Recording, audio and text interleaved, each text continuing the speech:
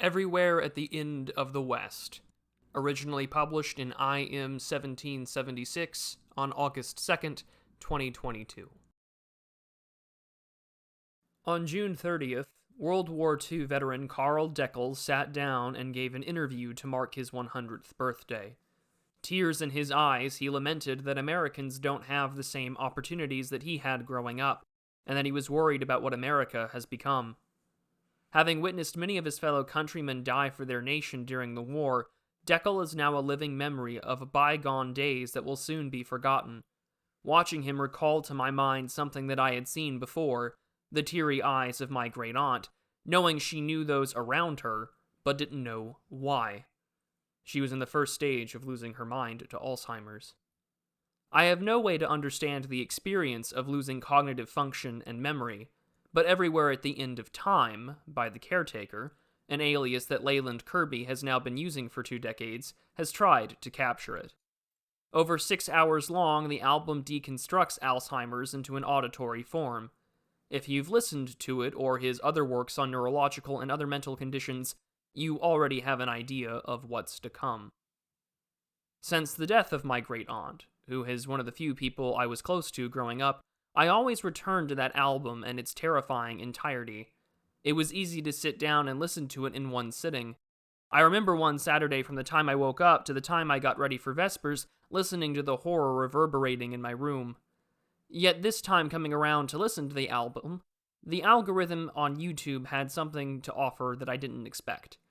The album, together with other works by The Caretaker, has a massive cult following, with hundreds of other channels putting together their own unique spins on the subject matter, and some even going longer than the original album length. So, like any curious individual going down a rabbit hole, I listened. I listened to countless hours of albums, parts, samples, and titles about what it would mean to lose one's mind and memories. Objectively, it was a horrifying experience, yet I wanted more. Each album, spin-off, experiment in mixing, all of them had a distinct and similar feel. The other thing, however, was the comments section. On both the original album of Everywhere at the End of Time, as well as other works, there was the same kind of comments over and over and over again. Here is one such example. Quote, "I can't help but think of how alone my Nana must have been. How betrayed she must have felt that we never went to see her in her worst state of all, and even after being told that she was doing bad, we didn't go see her. She died like a week after, and I attended her service 2 days before my birthday. I miss you so much, Nana. Please forgive me for being so neglectful. I never even tried to understand what you could have been going through. I can't forgive myself for not caring more than I did. Now you're gone, and it's far too late to just apologize. I'll never, more than likely, see you again. I'm sobbing like there's no tomorrow, lightheaded and all. But you went through the worst, didn't you, Nana?" End quote. Along with the "this is so horrifying" and "I'm scared" was "I'm sorry, I'm sorry, I'm sorry." Tens of thousands of comments apologizing across dozens of channels, all begging for forgiveness, but far too late. Being exposed to such an artwork for that split second, or 6 hours, made you understand just what people were experiencing. From their glory days to terminal lucidity, was grieving and crying over not being there for someone that they couldn't save. After all, there is no cure, and we can only watch as the light goes out in someone's eyes, but they remain trapped in their body for years.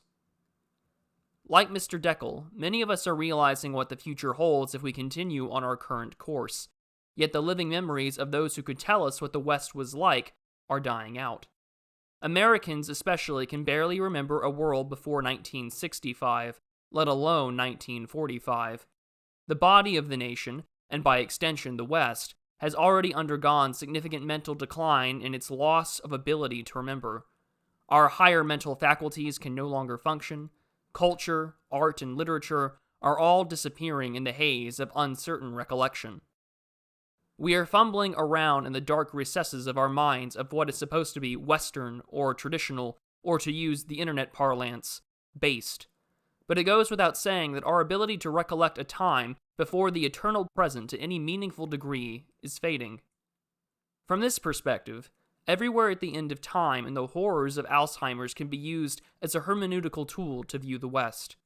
The album and its numerous fan projects should be viewed not just as long conceptual works to detail the loss of one's individual mind, but a civilizational meta-narrative that reflects on what we've lost and the memories that themselves become harder and harder to recall.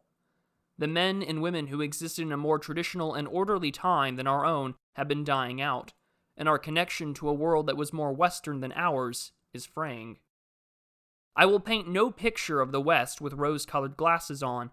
There are plenty of things to critique, especially from the right, but the central fact is that it is becoming harder and harder to recall the past at all.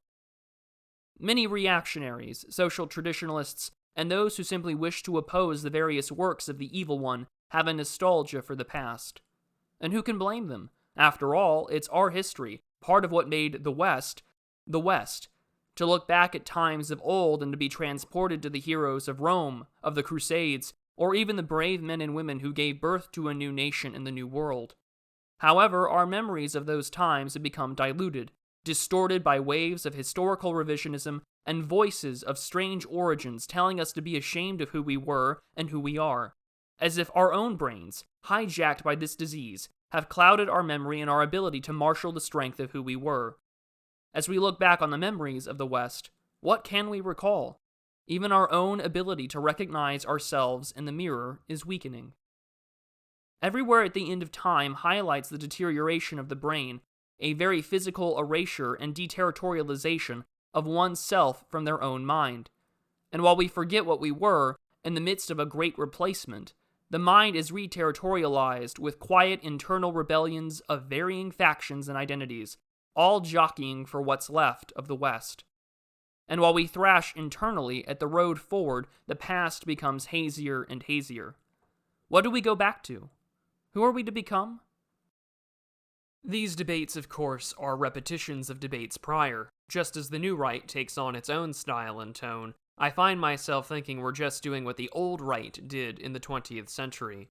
Reading from Murray Rothbard in A Strategy for the Right, quote, "Within the overall consensus, then, on the old right, there were many differences within the framework, but differences that remained remarkably friendly and harmonious. Oddly enough, these are precisely the friendly differences within the current paleo movement.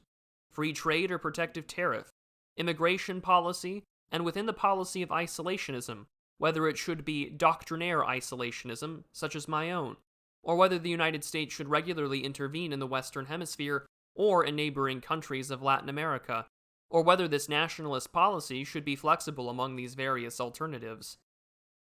Other differences, which also still exist, are more philosophical. Should we be Lockeans, Hobbesians, or Burkeans? Natural rightsters or traditionalists, or utilitarians? On political frameworks, should we be monarchists, check and balance federalists, or radical decentralists? Hamiltonians or Jeffersonians?" End quote. Does that sound familiar? In the midst of our lost cultural and national memories of the West, we find ourselves looking to the past and past greatness, even New Deal public works projects like the Hoover Dam, and feel a connection to it but can't tell why.